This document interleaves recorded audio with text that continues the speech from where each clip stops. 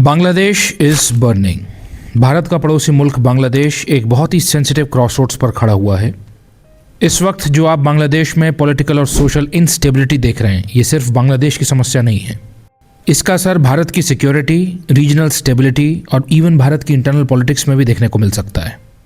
2024 के प्रोटेस्ट्स, उसके बाद आया पावर वैक्यूम, बढ़ता हुआ रेडिकलिज्म, पाकिस्तान की इंटेलिजेंस एजेंसी की प्रेजेंस, इस सब के रीजनल कॉन्सिक्वेंसेस क्या हो सकते हैं, चलिए इसके बारे में बात करते हैं। जैसा कि हम जानते हैं, बांग्लादेश की ex prime minister Sheikh Hasina के अंदर भारत और बांग्लादेश की रिलेशनशिप काफ़ी स्टेबल रही थी। 2009 से 2024 के पीरियड में हसीना गवर्नमेंट को प्रो इंडिया देखा जाता था। हसीना भारत के साथ सिक्योरिटी मैटर्स में क्लोजली कोऑपरेट करती थी, बांग्लादेश में ऑपरेट कर रहे एंटी इंडिया इंसर्जेंट ग्रुप्स के ऊपर क्रैकडाउन करती थी, भारत विरोधी तत्वों को अरेस्ट किया जाता था, एंटी इंडिया नेटवर्क को डिसमेंटल किया जाता था। हसीना के अंडर भारत और बांग्लादेश की इंटेलिजेंस शेयरिंग इंप्रूव हुई थी। इस सब का नतीजा था सुरक्षित बॉर्डर्स, स्ट्रॉन्ग ट्रेड टाइज और इंसर्जेंसी में गिरावट। लेकिन इसके बाद एक टर्निंग पॉइंट आता है 2024 में। बांग्लादेश में so called student led protest देखने को मिलते हैं। इसके बाद शेख हसीना की सरकार गिर जाती है और उन्हें जान बचाकर भारत भागना पड़ता है।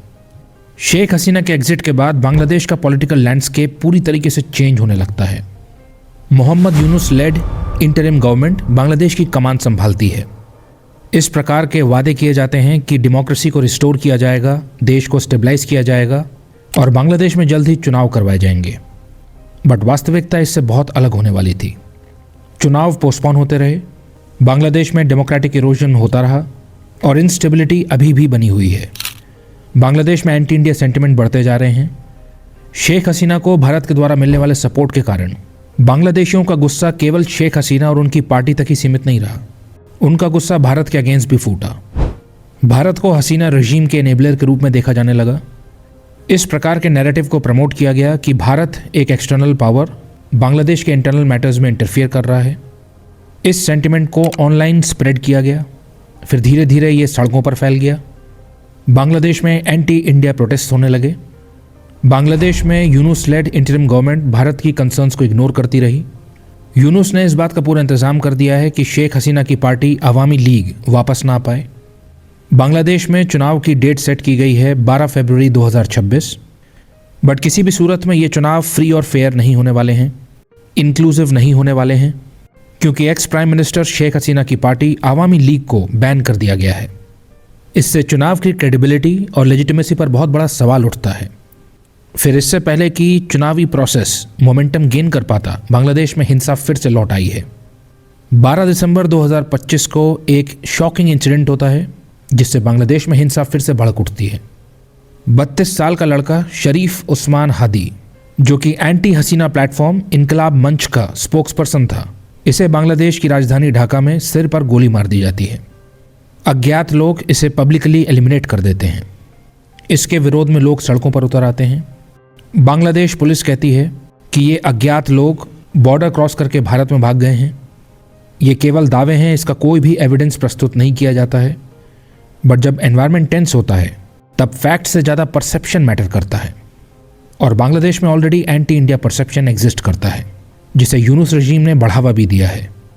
और इसी के परिणाम स्वरूप justice for Hadi movement anti India campaign में तब्दील हो जाता है।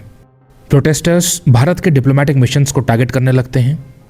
ढाका में भारत के हाई कमीशन के बाहर प्रोटेस्ट देखने को मिलते हैं।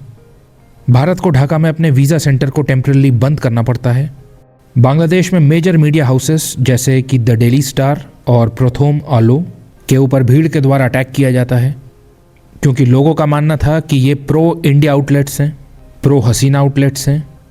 यानी जो चीज़ भी लोगों के परसेप्शन में भारत से कनेक्टेड है उसे टारगेट किया जा रहा है। यूनुस एडमिनिस्ट्रेशन बांग्लादेश के अंदर लॉ एंड ऑर्डर मेंटेन करने में स्ट्रगल कर रही है। बांग्लादेश के अंदर रेडिकल्स को रोक पाने में विफल साबित हुई है। बांग्लादेश के अंदर राइट विंग इस्लामिस्ट ग्रुप्स जैसे कि जमात इस्लामी इन्फ्लुएंस गेन करते जा रहे हैं। बहुत सी यूनिवर्सिटीज़ में ये स्टूडेंट इलेक्शंस जीत चुके हैं। तो जिस तरीके का एटमॉस्फेयर इस समय बांग्लादेश में क्रिएट हो गया है, ये भारतीय इंटरेस्ट्स के ऊपर अटैक को इनेबल कर रहा है। ऑब्वियसली इसके अगेंस्ट भारत कंसर्न्स रेज कर रहा है, लेकिन यूनुस एडमिनिस्ट्रेशन इसे इग्नोर कर रही है। भारत और बांग्लादेश के संबंध इस वक्त काफ़ी स्ट्रेन्ड हैं। कई लोगों का यहाँ तक मानना है कि ये जो वायलेंस आपको इस समय बांग्लादेश में देखने को मिल रही है, ये सब एक प्लान के तहत हो रहा है। ये सब आने वाले चुनाव को डिसरप्ट या डिले करने के लिए हो रहा है, ताकि फरवरी 2026 में चुनाव हो ही ना पाए और मोहम्मद यूनुस की इंटरिम गवर्नमेंट पावर में बनी रह सके। भारत के लिए ये डिप्लोमेटिक और सिक्योरिटी चैलेंजेस उत्पन्न करेगा, क्योंकि भारत बांग्लादेश के साथ एक बहुत लंबी और पोरस बॉर्डर शेयर करता है। यहाँ पर बहुत ही आसानी से इंस्टेबिलिटी स्पिल ओवर कर सकती है।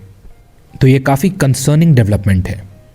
अप्रैल-मई 2026 में भारत के वेस्ट बंगाल राज्य में चुनाव होने वाले हैं।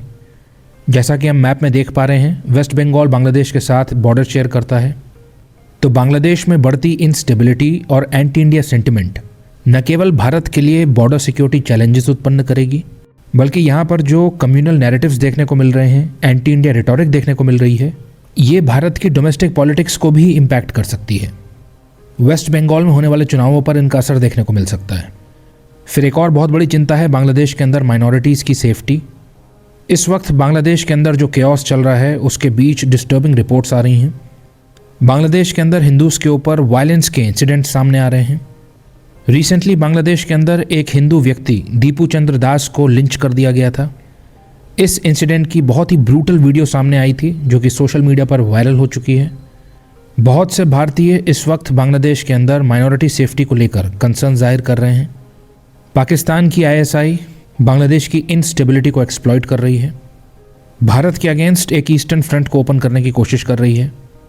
बांग्लादेश के अंदर डॉर्मेंट स्लीपर सेल्स को रीएक्टिवेट करने का अटेम्प्ट किया जा रहा है। ये भारत के नॉर्थ ईस्ट रीजन के लिए एक मेजर सिक्योरिटी थ्रेट है। भारत को डिस्टेबलाइज करने के लिए पाकिस्तान इस वक्त बांग्लादेश को एक लॉन्च पैड की तरह इस्तेमाल करना चाहता है। भारत की इंटेलिजेंस एजेंसीज की रिपोर्ट्स के अनुसार बांग्लादेश से भारत के अंदर इन्फिल्ट्रेट करने के रूट्स को रीएक्टिवेट किया जा रहा है, ट्रांजिट रूट्स को रीबिल्ड किया जा रहा है, लॉजिस्टिकल हब्स को रिस्टोर किया जा रहा है। जब भारत में दिल्ली ब्लास्ट से कनेक्टेड लोगों को अरेस्ट किया जा रहा था, जब भारत दिल्ली ब्लास्ट के बाद टेरर नेटवर्क्स को डिसमेंटल कर रहा था, उसी वक्त ढाका के नज़दीक एक बहुत बड़े मदरसा को अचानक से बंद कर दिया गया। ये महज कोइंसिडेंस नहीं हो सकता, ये एविडेंस को मिटाने की कोशिश लगती है।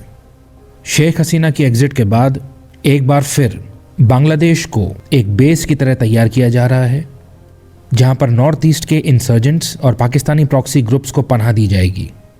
एक तरीके से इतिहास दोहराता हुआ दिखाई दे रहा है, बिकॉज शेख हसीना से पहले बीएनपी जमात गवर्नमेंट्स के टाइम में यही होता था।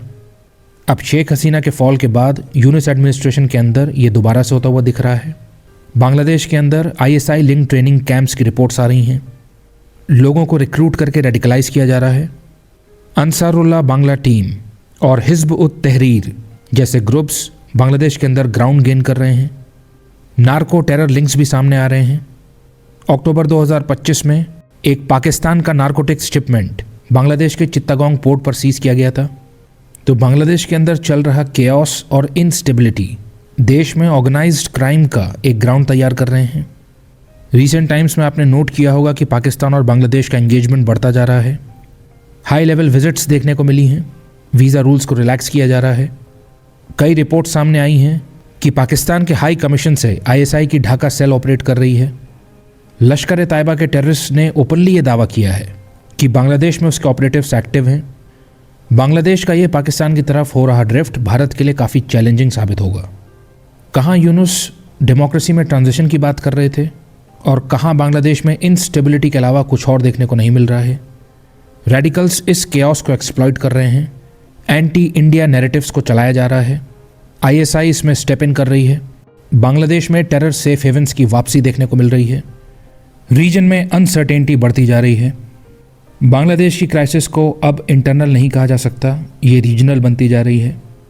ये जो कुछ भी हो रहा है और फरवरी 2026 में जो कुछ भी होगा, ये भारत और बांग्लादेश के रिलेशंस को इम्पैक्ट करेगा, रीजनल सिक्योरिटी को इम्पैक्ट करेगा और साउथ एशिया में पावर बैलेंस को शेप करेगा।